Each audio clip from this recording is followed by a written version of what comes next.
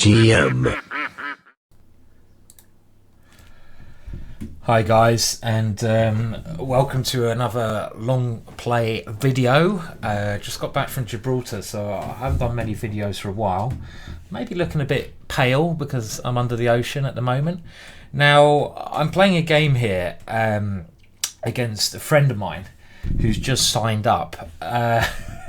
Alakine's Bum. Now, his elo here is 800 because it's the first game that he's played, but I can assure you he's much stronger than that because, of course, I have faced some tricky games in the past, hence why I want to play only people I know about.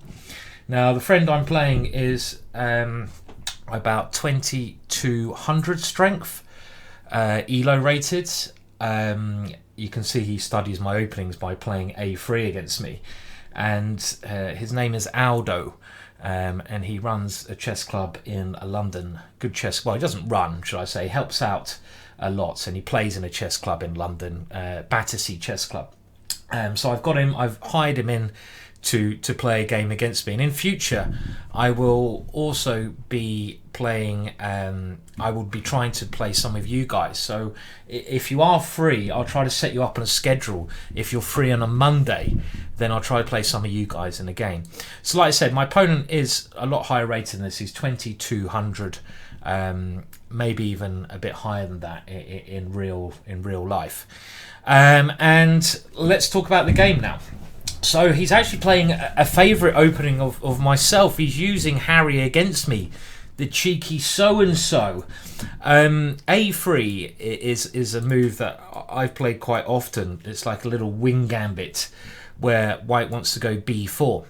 Now, I think the best way to respond is with G6, because the bishop on G7, if white plays B4, is very good. I thought I'd go for a Sicilian today, a bit of a change from the French defence. And of course, because I've gone G6, my opponent is going H4 to try and attack that structure. Now, there are a couple of things you can do when you're facing the Harry attack, which I'm now on the receiving end of this. Number one is allow your opponent to go H5. I don't want to do that because that's quite annoying. He'd be threatening to take here or push on. Number two is to go H6 to meet H5 with G5, which is quite sensible. But in this position, I think stopping Harry in his tracks is the best move. Just going H5, putting a stop to my opponent having this fun. And now these two moves, H4 and H5, mean that we have these two squares later on as potential outposts, G5 and G4. Because G4 is an outpost, he can attack a piece with F3, but that's a bit ugly. And if he puts like a knight on G5, I can attack it with F6, but again, that's a little bit ugly. Now, to remind you, you probably saw the introduction there. I'm going to be streaming Titled Tuesday tonight in about 6 hours from now when I'm recording this, maybe 4 or 5 hours. So please do join in, 9 p.m. GMT. I think that's about 1 o'clock Eastern, maybe, or is it Pacific? You can work it out. Put 9 p.m., put 9 o'clock GMT in your thing, and I'm sure you'll find out. So it's a lot of fun, that tournament. It's a bit quick, blitz, and hope you can join me on my Twitch channel, twitch.tv, GingerGM. Okay, so my opponent's now going back into what looks like a Sicilian normal move. Knight to F3, maybe he's going to go D4. I'm going to go bishop G7. I'm going to try to make his A3 move look silly because now he can't play the intended wing gambit idea, B4. And I think the way I'm playing this is a very practical and good way of playing. Generally, in a tournament game and in these games, I want to show how I play, how I think in a tournament game in these games. If my opponent is intending something, A3, he's really telegraphing what he wants to do, B4.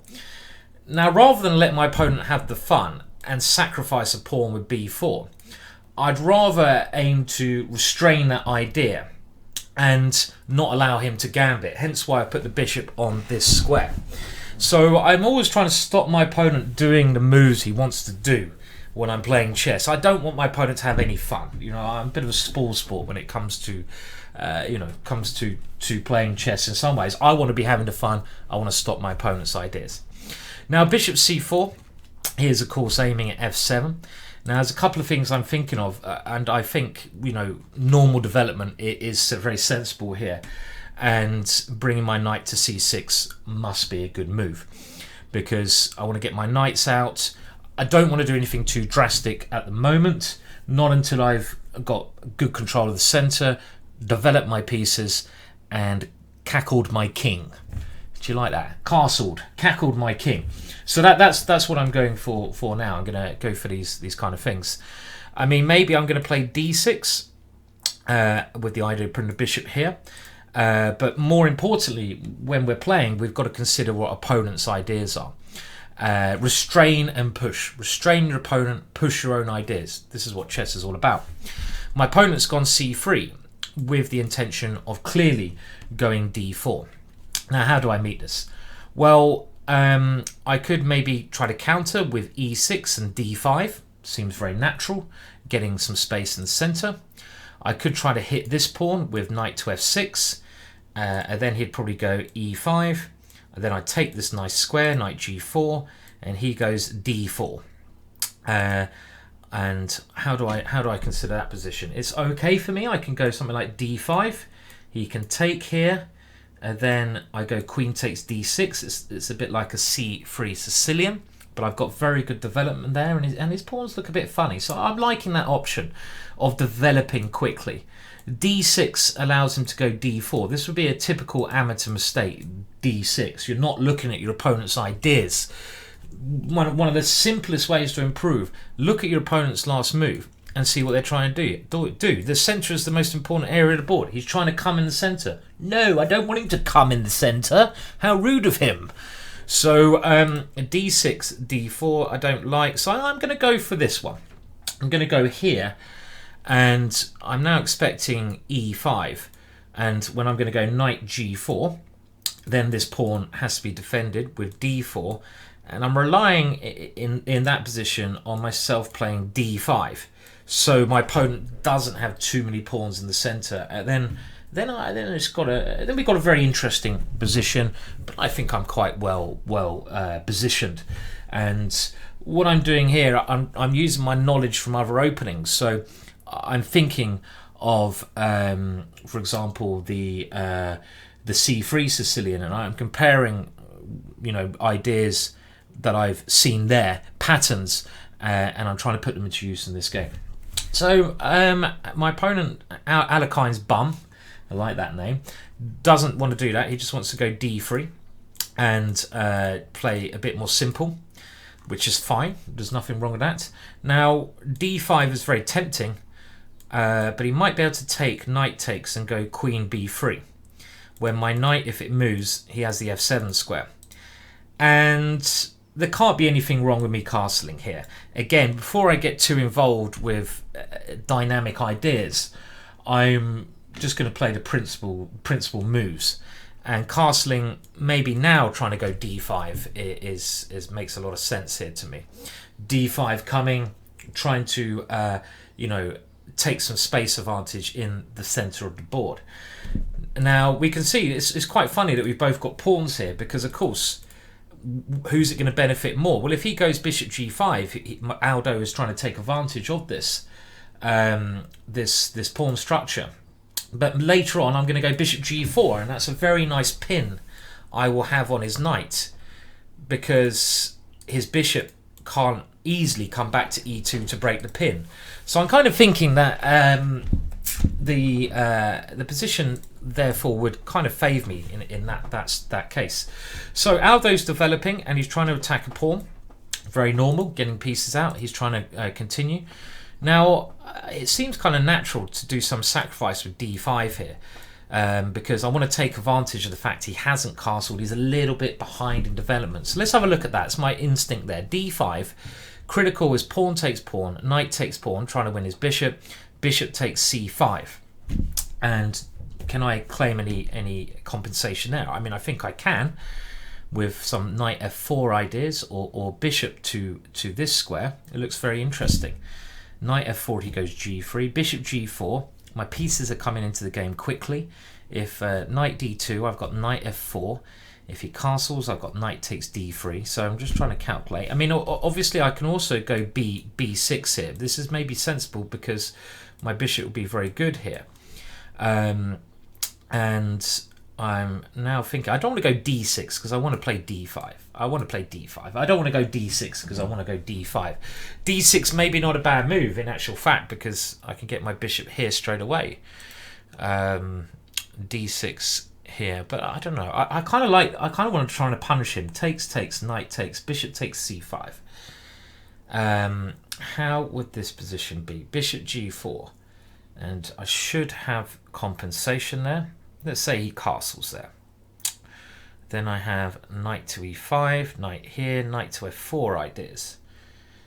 Let's go for this because it's the most interesting and the most dynamic. And I always say I'm going with my instinct a little bit here because I am sacrificing a pawn. But I always live by the principle that we should play the most dynamic moves in the position if we can.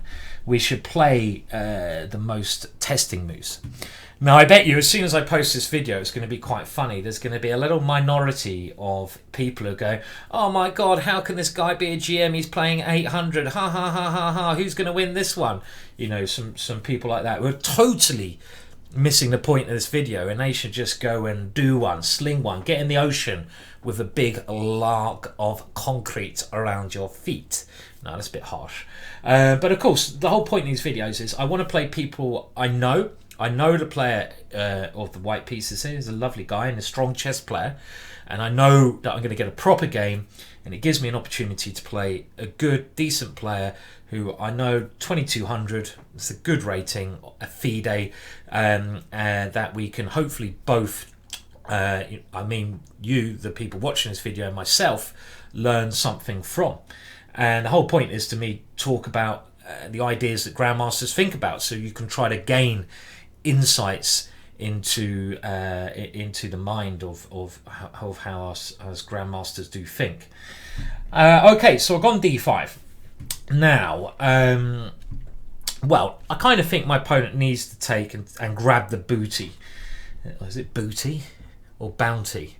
Booty is something else. Booty? I don't know. I'm thinking of some like R&B videos now.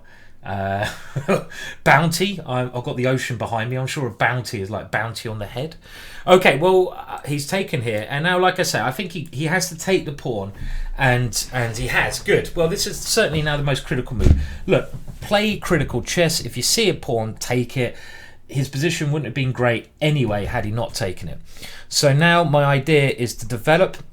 I have one extra piece developed, but I'm kind of relying on this pin to give me sufficient play. I'm also relying on things like the positioning of his bishop. He would like to play d4 to be able to break the pin with bishop e2, but then I've got b6 and his bishop is embarrassed. So pawn there to this square, and then I go pawn here, and his bishop here will be embarrassed. So it's little factors like this. His bishop on c4 is quite active, but it also could be a liability. And I've also got my knights coming in, knight to these two squares. So these are the small kind of things that I'm relying on in this position. So my opponent has simply controlled the f3 square. Now what do I play? Well, I could go b6, bishop e3, knight takes e3, pawn takes e3. And his position looks a little bit funny on the dark squares. But I don't know how that is. I could go knight e5, and then queen c2. I'm assuming it is what he's going to do, or knight f4. Knight f4 was my original idea here, hitting these two pawns, and that looks like the most sensible. But I don't know. Maybe I want to keep the option of taking the bishop on e3 when it goes back there. So I just need to spend a little bit of time. I've got a number of interesting ideas. Which one's the best? So b6, bishop e3, knight takes, pawn takes e3. Now, in this position, what do I go for here? If I go queen c7, trying to come in here, very interesting position, but I don't know. I like the idea of getting rid of his dark square bishop. He creates a lot of holes. b6 here, takes, knight e5, trying to just win the pawn back with good position. But I don't know. These positions are they're not entirely, they're not clear. So maybe it's best for me just to win the pawn back here. I think, you know, let's win the pawn back, because I think this should win the pawn back because I have threats against these two squares. So I think it's simple. You know, why you know, the other positions were a bit cloudy, and when you're calculating, I'm only going to try to calculate 1 or 2 moves ahead in this game generally, so you can so you know, not to overcomplicate things. Generally, keep things simple. You know, it's very normal. Okay, so now knight takes here makes a lot of sense when I probably gained a bishop pair. I've also got knight e5 here, which is very tempting. Knight e5, let's say bishop d4, knight takes d3. I don't want to give him this square, so really knight here, bishop here. I can go takes, knight takes e5, bishop here. I don't know, I mean, it looks more natural just to grab this pawn, doesn't it? But I kind of want to keep the pressure on him. I mean, knight e5 stops his queen coming somewhere like here, because I would cause a major problem on this square. So knight e5, I kind of like this move somehow.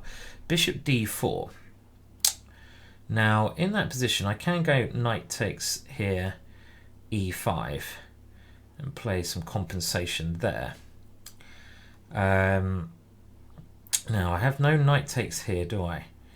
The thing is, I love this knight. This knight is great, so I'm kind of liking this move, but I'm not quite making it work. Bishop here, do I just take that pawn? A bit boring. It allows them to swap off my dark squared bishop, but maybe I'll keep my knight on this square here. Maybe I can allow that. Okay, well, I mean, I'm not sure if this is the best. I kind of think that simply taking on d3 probably makes more sense when I had to have a small advantage, but I'm trying to make life as tricky for my opponent as possible. Knight takes d3 was good, but I'm kind of really liking this knight here, and even though I can win a pawn by jumping into d3, I'm going to maybe wait for a better opportunity if I can, you know, if possible. And I'm kind of hoping now that I'm trying to get everything I can from the position, and maybe a little bit greedy here to do so. But okay, so we're going to go next move. We're going to try and do something on f3, or we're just going to try and take here.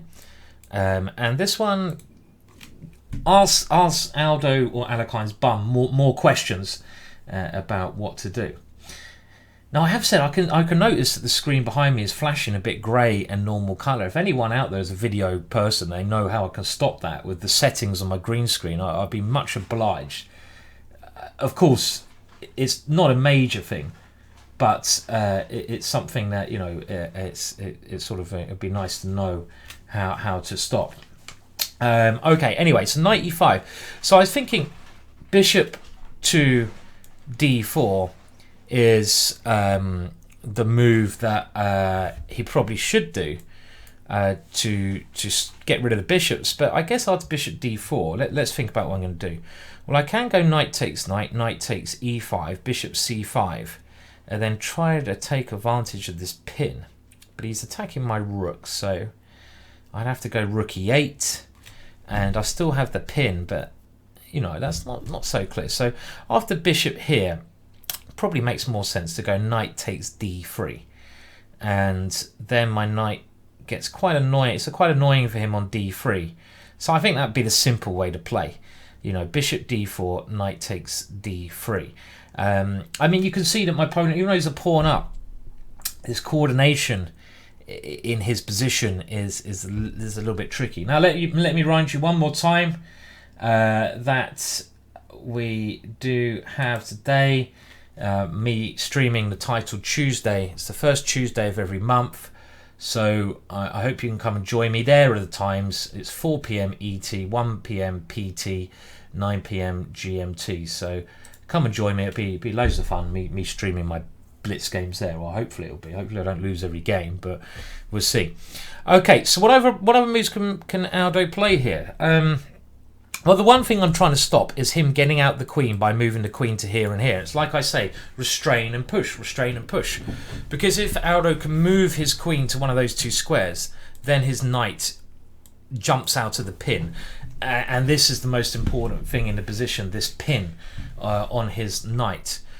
The reason he can't move his queen to one of these two squares, I think it's very risky to do so, probably losing, is that I can take on f3, and when he takes back with a knight, I can take with my bishop. He will no longer have a queen on this square, so we'll have to take with a pawn. And when he takes with a pawn on this square, well, that's very, very dodgy. Very dodgy, because his king becomes wide open. Okay, well now, a counter-attack. So if I take here, he's thinking of playing bishop takes here. But then I have queen b6. A counter-attack. It gets very interesting. And I have more pieces building. I mean, again, I'm trying to keep my thought process very simple for you by not calculating long lines. Often this is just more confusing. So I'm kind of going to go on instinct here and go for this, I think. Takes here, bishop takes here, queen b6. And then rook e3.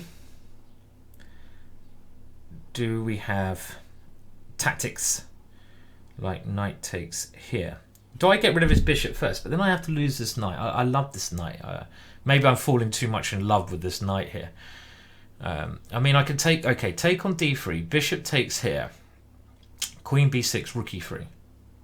I can take on b2, worst case scenario, queen b3, and then I can win a pawn. Okay, let's go for this one. Let's see how this turns out. Again, I don't want to spend too much time calculating. I'm going with my instinct a bit here. I feel that my three pieces are very nice, and his f2 square is now weak. So my idea is potentially to try and bring my queen in to target the f2 square if he takes on e7 here, which I'm assuming he probably has to do. Maybe I should have taken with the other knight though. Had I taken with the other knight, I might have forced him to go bishop takes there. That one might have been a bit more precise. It looks like my f4 knight is not going to remain on this square for too much longer. Yeah, because I should have taken with the other knight, keeping my knight here blocking the e file, because that would have forced the issue a bit more, because then he probably would have to go bishop takes d3. In this position he has more options, but I think the options still look okay for me. Bishop takes e7, we have to calculate a bit. Queen b6, threatening f2, rook e3, threatening d3. So I'm looking at bishop takes here, queen here, hitting this pawn. How does he stop his rook being attacked and stop my queen coming in here? By playing rook to e3. Hope you're following. There he's attacking my knight, and his bishop is attacking my rook. Now in that position I have a number of choices. Knight takes b2 is the simplest of choice, because the attack against his queen will then be stronger. He would then go queen to b3, and in this position I was thinking worst case scenario I can go knight takes bishop, and after some exchanges move my rook to e8, and it'll be a very open position at the end of it where I have two bishops in the board. So that is that's what my backup plan was. My opponent Aldo has taken on d3, and I'm now really want to put my knight there. I don't think my knight here is doing, it's done its job. I think this is the way I'm going to play. So knight takes, bishop takes here, queen here, rook e3 then. And I then have knight takes here again. And I'm going to rely on my two bishops in ensuring endgame again. Now queen takes here, got to look at all options, is okay. But I don't know what I'm following up with. This is the most aggressive and active move, so therefore I'm going to play it. Now queen b6 I think is forced. Now I haven't even considered him taking on f8. I mean, I think this is just suicide. For a start, I have knight takes f2, attacking his queen and some big discovered check, or my queen comes into f2. It's only in exchange and I'm attacking. My knight on d3 is so strong. So this is the kind of line I was looking at. Now here, knight takes b2 is probably best. If I try knight takes f2, king takes, bishop h6. I don't believe it. He always has knight c4, attacking my queen and defending his rook. I don't believe it. So I think I'm going to have to go for this one because it controls c4. It grabs a pawn and it looks like the best option. Now I'm hoping my knight is not going to get in trouble. And the way I'm going to try to get out of everything is just play rook to e8 next move. And like I mentioned earlier, it's one of those positions where there's so many open lines in the ending that I'm hoping my two bishops are going to be better. And also my opponent's pawns are quite weak. These ones I've highlighted. Now you may have seen that I've put on highlight last move now. I don't know if some of you like this. So you can see the yellow squares is where my last move was. And I know a lot of people are requesting this if you're a bit lower rated. So you can't maybe, you haven't followed what the moves were. Hopefully this will make things a little bit more clear for you. But yellow square it's on is the last move. Yellow square it came from, where it came from. Okay, so I was only expecting queen b3, but Aldo's gone for queen here. Probably a better move. Now rook to e8 looks like it must be correct. Let's make sure there's no tactics. Bishop here to c5. I always have rook takes here. Now he was going to try to go rook to b8 here. It's a nasty pin on my knight. It's a bit annoying, that pin. Okay, well I'm going to go rook to e8. I don't want to lose the exchange, but I'm a little bit fearful now. I think I have bishop f5, but I've just noticed that rook b1, bishop f5, he has knight c5, knight c4. So I'm looking at rook here, bishop f5, trying to kick that rook away. Then if the rook has to move, I'm fine. But he has in that position knight c4. Probably still alright, even if I sack my queen. Knight takes here, rook takes b6, knight takes here. Because I have the two bishops and I'm threatening his bishop and his rook on b6. So I'm kind of okay there, but I didn't really want to allow him to get this kind of play because he gets some counterplay. So rook b1, I'm probably going to have to sack my queen with bishop to f5. Knight c4. Now, do I have to sack my queen there, or do I have some other options? I think I have to go knight takes here. Rook takes b6. And then knight takes e3. Rook takes b7. Knight to d5. This is quite a complex line, but it has to be calculated. c4. And Aldo seems to be all right there. So that is quite a key line, that one. So I'm looking at, as you say, rook to b1 is the only move I'm scared of, and he's played it. He's played the correct move. I think I have to sack my queen. Other options are no good here. I mean, I've got bishop to h6, but then bishop g5. I think I have to play this one. I mean, is there any point looking at anything else? Queen c7, he takes here, and then I have some tricky things there, but this has to be the correct move. And now knight c4 is the way to play. But I think my bishops are so active. I'm still okay. I feel even if I have to sack my queen here, my bishops are very good. I'm always going to get a rook and a piece for it, which I'm hoping will be enough. But my opponent, Aldo, has played well. He's defended well in what should be a dubious position. Okay, so he has gone here, of course. Now, if I move my queen, he goes rook takes b2. So I don't see any way I can do anything except for knight takes queen. So I'm going to play this one.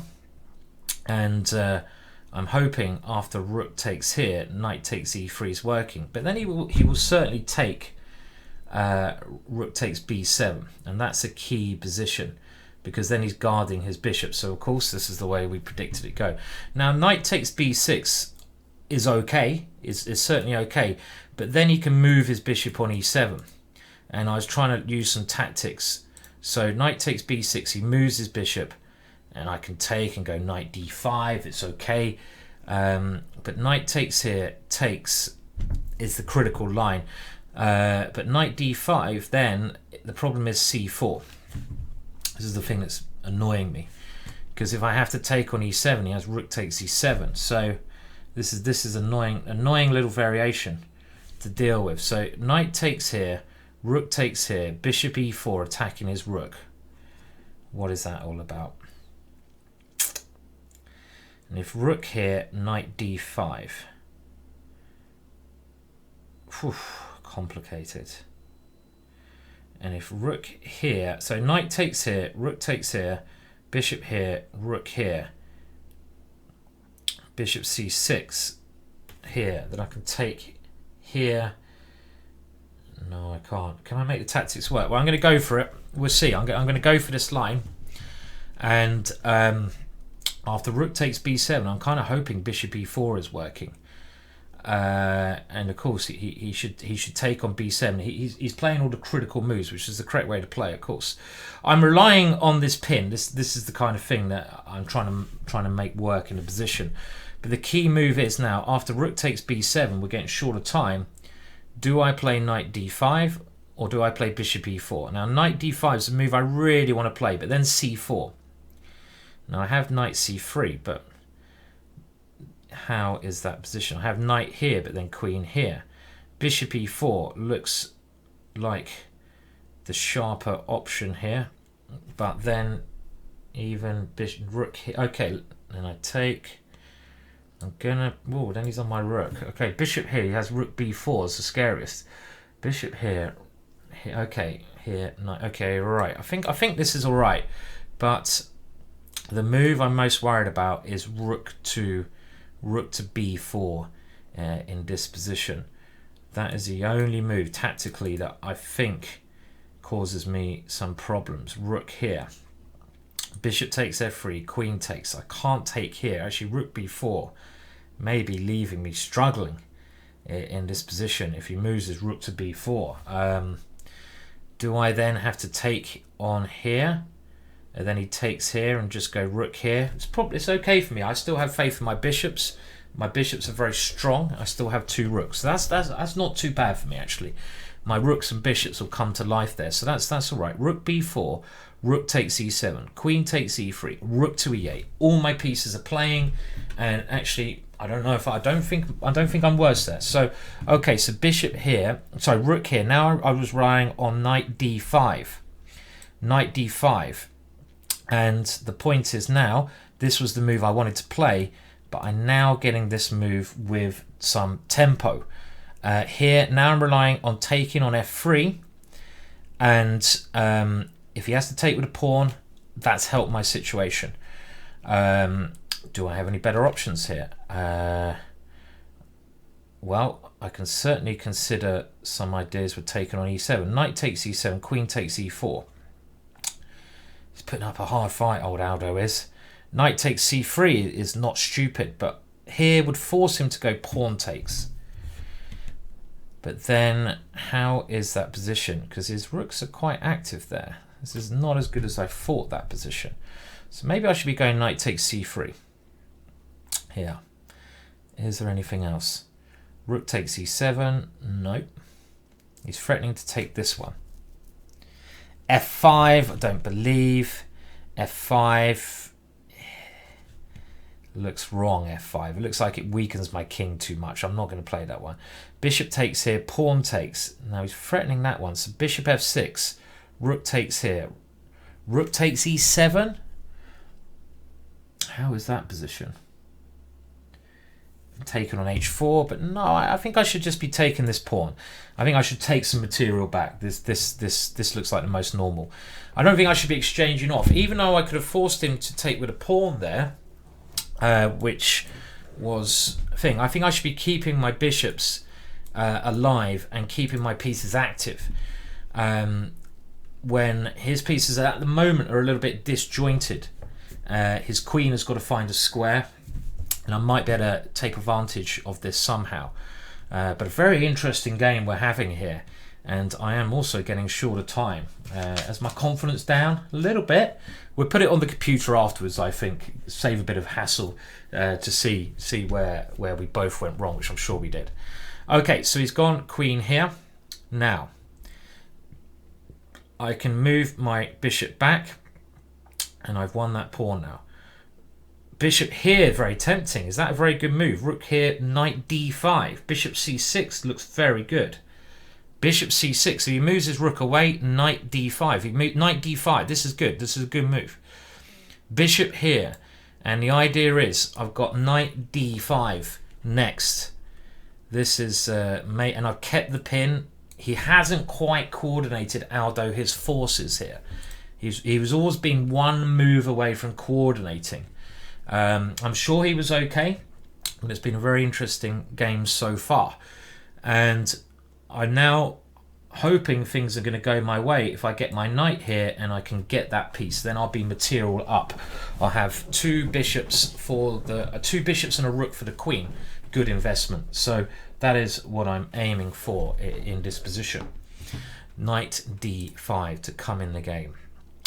Wherever he moves his rook. Well, actually, I didn't even consider rook takes pawn. Ridiculous that I didn't consider rook takes pawn, which is probably the best move.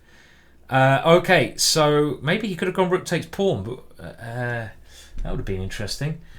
Okay, so Aldo's decided now that he has to give some material back, because was rook takes pawn. What can I play there? Well, I could have taken and gone knight d5. I still have a good position there. Right, so I can win material back. Bishop takes d7, but as Lasker said, when you see a good move, always look for a better one, unless you're losing on time. I don't think he threw that little thing in, did he? Which I am. So, well, I'm going to flick this one in, just as a little why not. I'm thinking this check might help me. Let's just see where he moves his queen, because I'm probably going to take the rook here anyway. So I just want to see where he's going to move his queen, because if he goes queen d6, my knight can come back towards the center with tempo. So I'm going to delay taking this one. Okay, so now I can go knight here. I quite like moving my knight here. I think my knight's going to be better in the center of the board. It's not doing a great deal here. I'm short of time, so let's do that quickly. Let's move my knight in, keeping the attack on his two pieces here. And now I think it's certainly time to take this one. So I'm going to take this. And we're going to get some ending kind of position. Two rooks versus a queen, which should be better for me, but it's not entirely clear. Now I think he has to take my bishop. I think he probably has to take the bishop here. Now what am I going to do after that? Do I bring a rook in? Do I go knight f6? Knight f6 is a nice solid move, trying to put my knight on g4. Which cages his king in. If he takes on f6, bishop takes, I simplify, and my rooks become more powerful. So I'm going to play this quickly.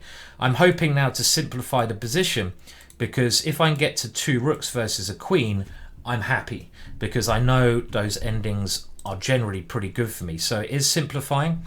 Now, knight and queen is a very dangerous combination.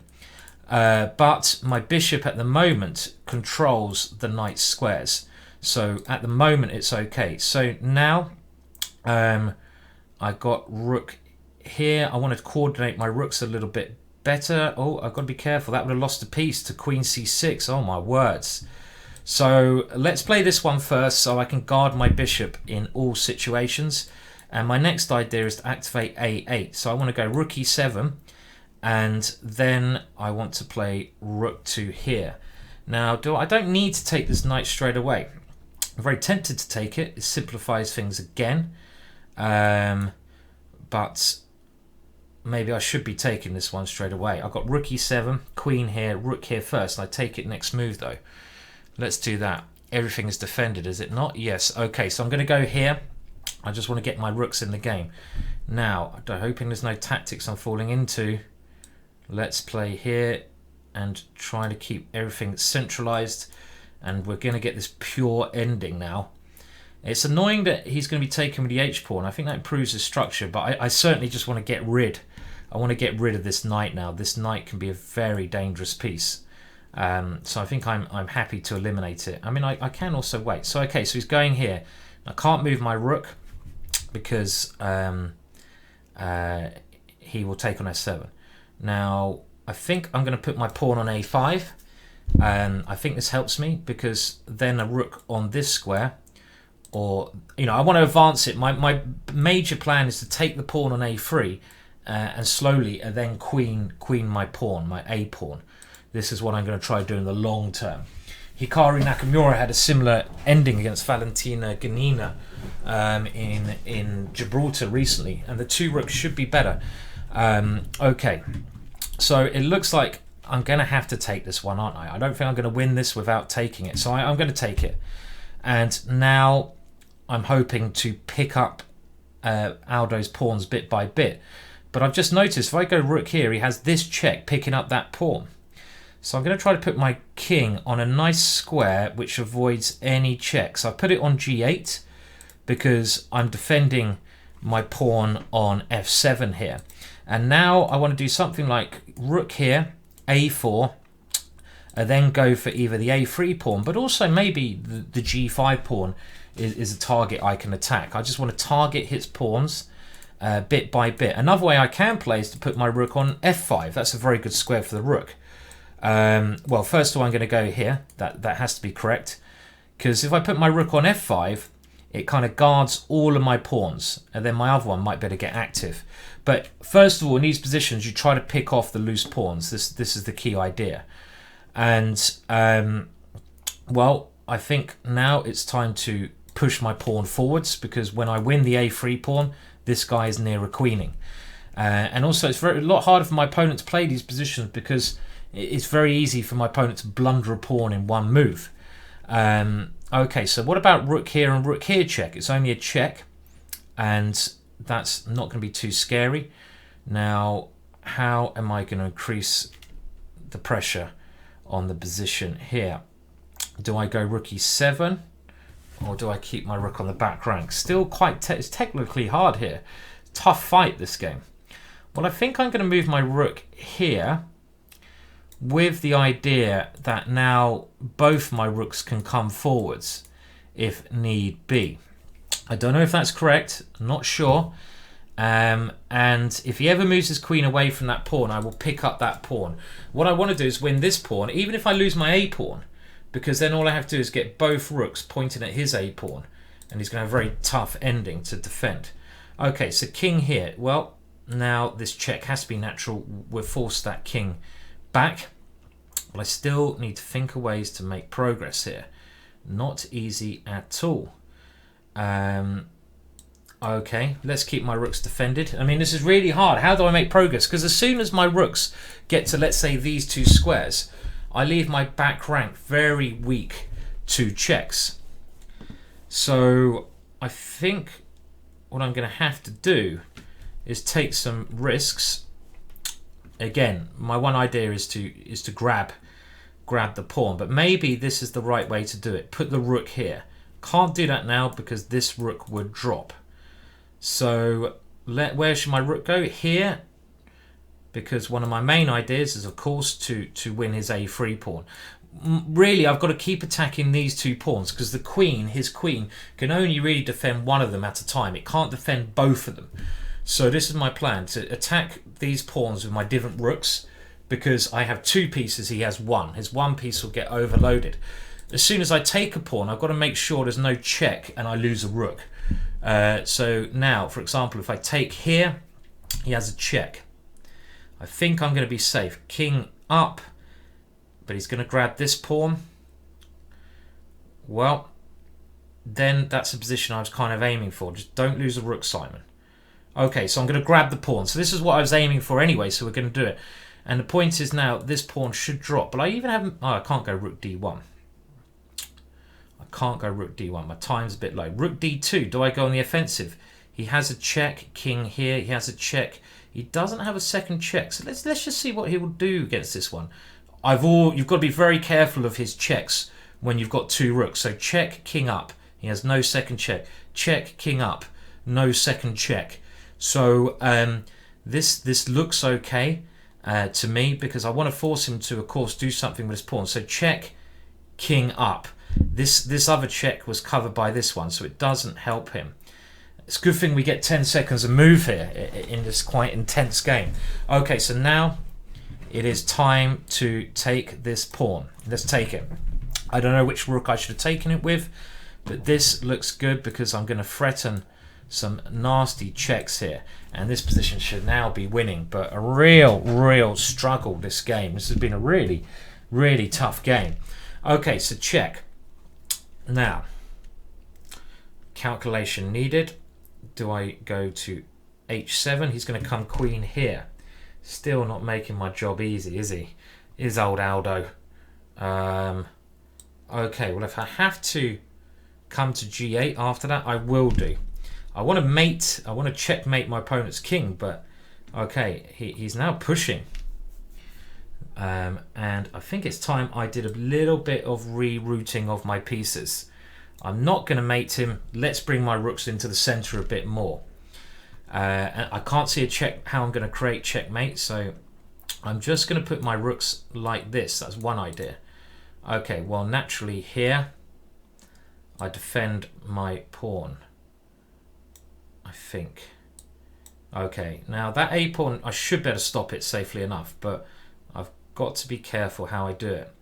Now this check here is the only check he's got, so let's move here to stop this check, and then I want to get my rook stationary like this, or on one rank so his pawn can be picked off, or behind the pawn. If I can get my rook behind the pawn is the other way of doing this.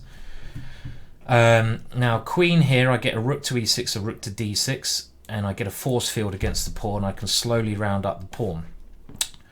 Now the other way of playing, do I let the pawn go? That's quite risky. I don't want to do that. I want to go rook e6 because I could chase this pawn. Maybe I'll go rook here. Maybe this is the way to chase it. But this pawn, I'm always a little bit afraid about. Okay, this position is nice. This is just a safe, nice position because now his pawn cannot come forwards, and I have time now to slowly grind away in this position because his pawn is going nowhere. Now, do I go g5 or not? The problem in these positions, the queen is such a tricky little piece, you know, and I need a bit more time to calculate. So, rook here. And I don't have it. Okay, let's. If I can win the a5 pawn, then it should become quite easy. So this is the next part of what I'm trying to do here. So I'm going to try and win that pawn. Now, how do I go about doing that? First of all, get my king safer. And I need to get another rook on that pawn, which is going to be very hard with that there. So I think the best way of doing it is simply to go rook a7 and then just do it like this. That's the winning plan. And my rook on a7 does a great job of defending my one weakness, my pawn on f7. And now, as soon as I pick this one up, he's going to be helpless because then I will gang up on his f3 pawn and everything will then be dropping. So I think this is now hopeless for Aldo. f7 is defended, but he's played a really good game. It's been a real tough challenge, this one. Alekhine's bum is put up a tough challenge here. I'm pretty confident now, but this has been a really tough game. You can see what I'm trying to do. I'm trying to eliminate each of the pawns one by one, and things can still go wrong here. Don't get me wrong. I can still blunder a rook, you know, if I'm not careful. Now, is it time to put this rook here?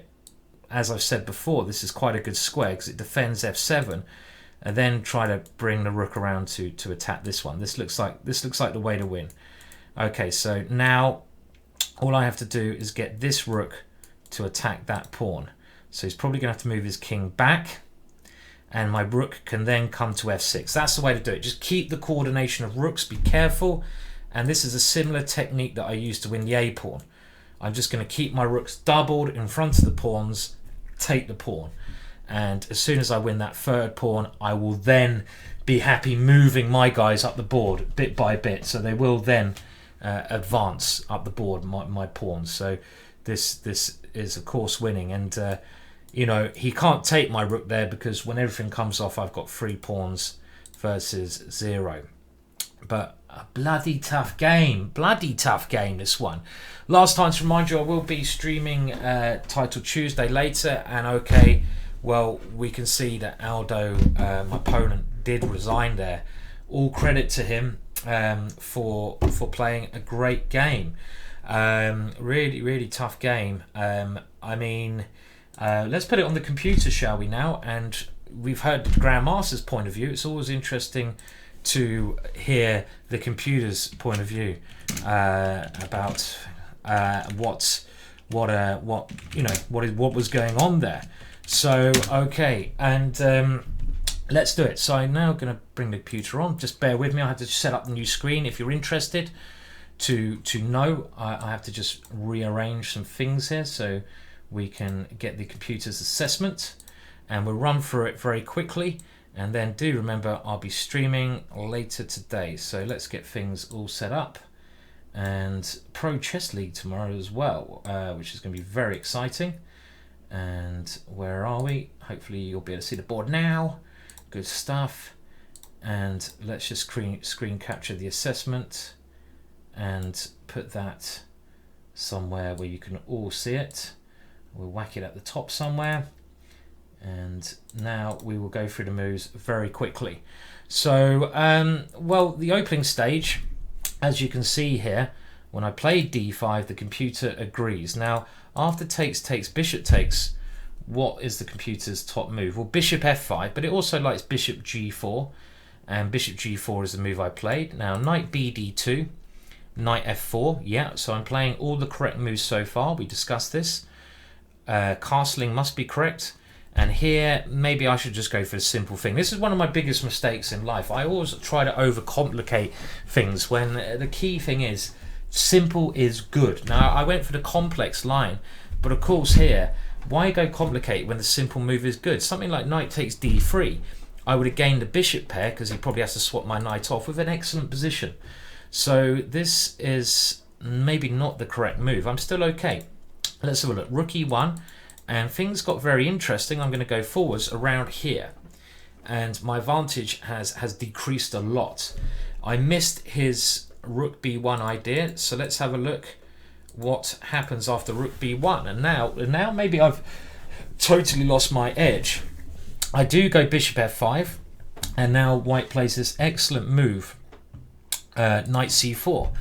The queen sack, according to the computer, looks about equal, so this is all right. So I have to take, and it gets incredibly complex here. Taking on e3 is the best choice because taking here, I don't have any pin on his bishop. I need to get rid of the rook that's pinning, so I need to take here.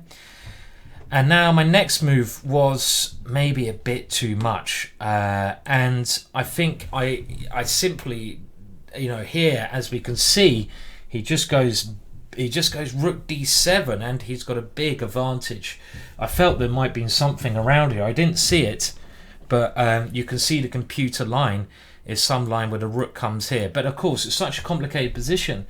This is something easy to miss, and my opponent was a bit short of time. Now moving on, knight d5, rook d7, knight takes c3.